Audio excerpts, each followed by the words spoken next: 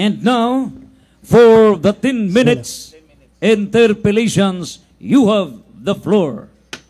Bismillah. Bro, okay na ba? Handa ka na ba? Yes, bro. Okay. Unang tanong, ganito. Kasi Trinity, Tauhid yung ating paksa. Gusto ko lang maging malinaw para sa lahat, sa mga Muslim, sa atin lahat. Meron ba tayong mababasa mula sa Biblia na kapag kami o yung mga tao na hindi naniniwala sa Trinity ay mapupunta sa apoy ng impyerno? Maraming salamat sa tanong ng ating kapatid. Meron ba? Meron. Dahil ang Trinity ay kaligtasan, 2 Thessalonica Kapitulo 2, versikulo 10, ang hindi tatanggap sa katotohanan ay hindi maliligtas. Objection, moderator. Yung tanong ko patungkol sa Trinity, no? Dapat malinaw. Kasi yun ang tinitindigan mo eh. Dapat mabasa kasi yung tanong ko saan sa Biblia na mababasa na kapag hindi kami naniwala sa Trinity ay mapupunta kami sa apoy ng impyerno. Nasaan? Okay, repeat the answer, speaker. Okay, maraming salamat. Malinaw naman ang sagot ko, moderator. Na sa Matthew Kapitulo 28, versikulo 19, nandyan mabasa ang Triune God. Yun ang katotohanan. 2 Thessalonica 2:10, ang di tatanggap sa katotohanan, Objection, walang moderator. kaligtasan. Moderator, Sandali muna. There is an objection, but the speaker has to answer, proceed with the answer for 1 minute. And any reservation, if the interpellator does not subscribe to the answer, you may reserve your comments during the rebuttal. Proceed. Okay. Excuse me. Okay lang ba, Mr. Moderator? Kasi ang ano natin is... Yes, the speaker has the right to answer and proceed with the answer. And for any debater, if the answer of the speaker hindi po sangayon sa inyo, then you can reserve it during the rebuttal and have a presentation of fallacies. So, Okay, sagot. proceed. Proceed. Maraming salamat. Salamat, kapatid. No? So, okay. Ano ang utos San Mateo Kapitulo 28, versikulo 19? Baptize them in the Triune God, Father, Son, and Holy Spirit. Anong sinabi sa sa Marcos 16:16? Ang hindi magpabinyag ay hindi maliligtas. Saan patungo ang hindi maliligtas? Revelation chapter 12, verse 29, doon sa apoy. Okay, sige. Proceed with question number 2. Okay. Okay, sige, pagbigyan natin. Binanggit mo yung sinabi mo sa Quran na si Maria ay tinatawag at si Jesus Christ bilang Diyos. At tinanggi mo yon, sabi mo, yun ay mali mula sa Quran. Wala ka bang alam na ang otoridad sa inyo ay nagsasabi na meron silang libro na si Virgin Mary ay inyong sinasamba? Ito ang sagot. Ito ang sagot. Wala kaming aklat sa otoridad ng simbahan na sinasabing si Santa Maria ay Diyos. Kaya, kung si Santa Maria ay ginagalang ng simbahang Katoliko, si Muhammad nga, humihingi kayo ng intercession kay Muhammad. Nasa footnote ng inyong Quran yan. Oh. Kaya, kung mabasang ginagalang si Santa Maria, hindi yan mabasang dinidiyos na siya. Yon ang sagot sa napakagandang tanong. Okay, sige. Okay. Ganito. Yung Trinity, sa pagkakaalam mo, kailan ba inimbento at nagsimula? Ito ang sagot. Ang Trinity hindi inibinto. Divine revelation yan sa pamamagitan ng Diyos na tunay at ng ating Panginoon Jesucristo San Mateo 28:19-20. At idiniklara ng simbahang Katoliko na ito'y opisyal na aral sa Council of Constantinople and at 341 Anno Domini. Pero hindi ibig sabihin, doon nagsimula ang aral. Diniklara lang ang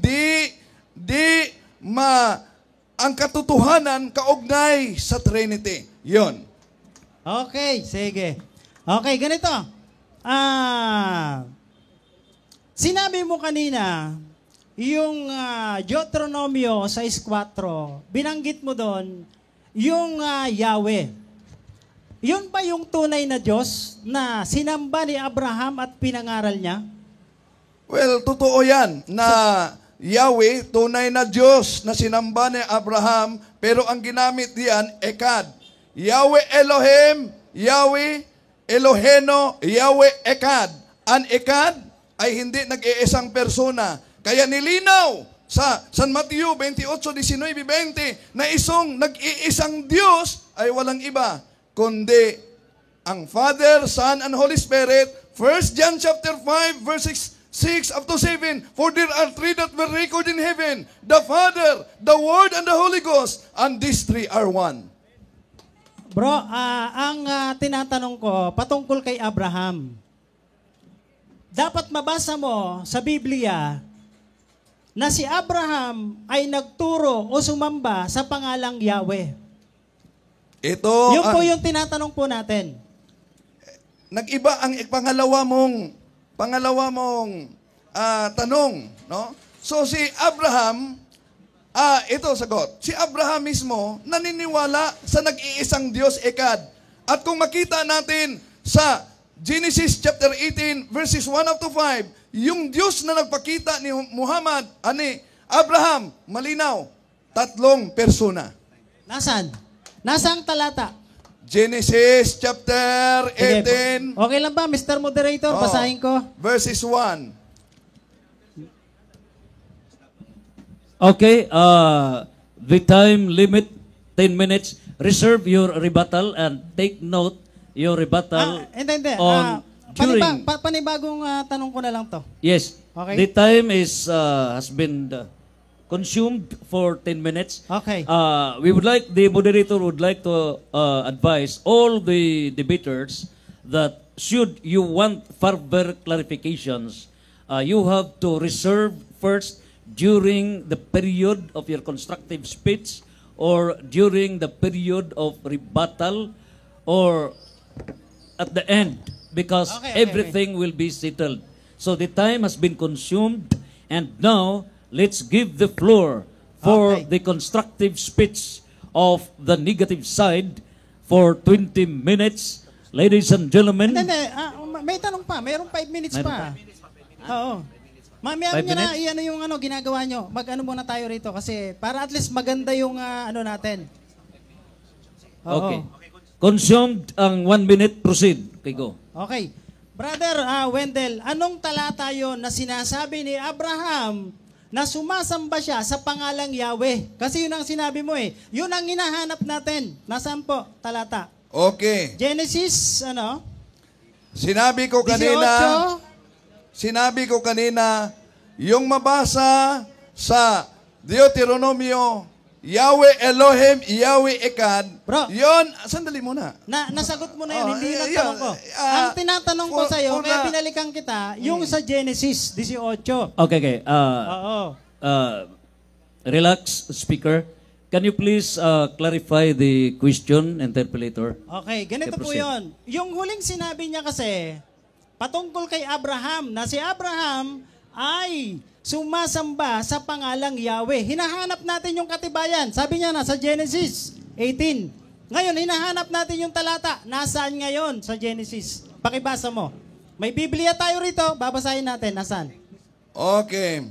Napakalinaw ang sagot ko. Huwag mo nang putulin. Na yung... Wala pa akong pinuputol. Sandali. Bro, Sandali muna. wala pa akong Okay, pinuputol. the period to answer, proceed. Okay, thank you, moderator. So, yung nagpakilalang Diyos sa Deuteronomio na sabi, Yahweh Elohim, Yahweh Eloheno, Yahweh Ekad, yun ang Diyos na nagpakita kay Abraham diyan sa Genesis chapter 18 verses 1 up to 5. At yung Diyos na yan, na walang ibang sasambahin, walang iba si Yahweh, ngunit nagpakikita sa tatlong persons.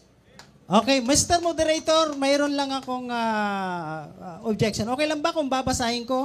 Pagka... Okay, the interpolator can ask question laying down the basis based on the Holy Bible. You can proceed. Quote your question based on the Bible in Okay. brief. Proceed.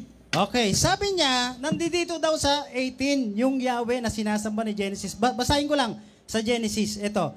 At nagpakita ang Panginoon sa kanya sa mga puno ng Serena ni Mameri habang siya ay nakaupo at sa pintuan ng tulda ng kanilang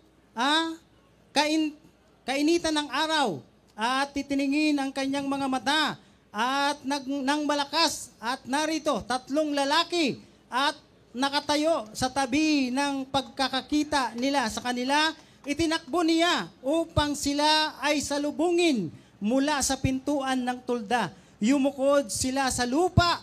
Nasaan ngayon ang Yahweh rito, Bro Wendell? Walang nakasulat. Walang nakasulat, Bro Wendell. Oh. Eh, natural Ayan, sasalin mo. oh. Pero kung sasalin... Sige, di basahin mo dyan sa Biblia mo. Huwag kang mag-utos, magtanong ka lang. Ay, tingnan nga, tutulan mo. Oh, wala. Okay. Okay, there is a premise. The issue now on the Holy Trinity, ang Yahweh, no, God the Father. Yes. So, based on the premise, the question for clarification of the speaker. Proceed. Okay. Sagot? Tanong ko. Sagot ba ako? O sige, Mr. Moderator. Okay, proceed. Okay. Okay, sagot muna ako. Eto, malinaw naman. Nabasa mo, yung mukod siya, yung pagyukod, yun ay pagsamba. At yung nag-iisang Diyos, yun ang tinutukoy sa Genesis, o sa Deuteronomio. Yahweh Elohim, Yahweh Elohim, Ekad. At ang ikad na yon, tatlo ang nagpakita kay Abraham kung saan yung mukod siya. Okay, ganito. Malinaw yan. Okay. Brother, yung sinasabi mo na Deuteronomio 6.4, sino yung kausap doon? Si Abraham o si Moises? Ito ang sagot. Natural si Moises. Ay, hindi Pero pala si ang Abraham. pagkatunay, hindi. Objection, Takbir! moderator. Objection, Wow, moderator. Okay. Okay. Bro, okay, Audience. manahimik ka. Huwag kang maingay dyan. Relax ka lang dyan. Kanina pa kita nakikita. Repeat the... Relax ka lang. Okay. Repeat the question. Repeat the question. Hindi, nakuha ko yon. Okay. May Just objection clarify. ako. Okay. Okay. May Ganito po yung may tanong ko. objection ako. Anong objection? Ang objection natin, di siya dapat magdesisyon. Wala At tayo, hindi tayo maliban yan, nagdidesisyon. sabi niya, di nabasa.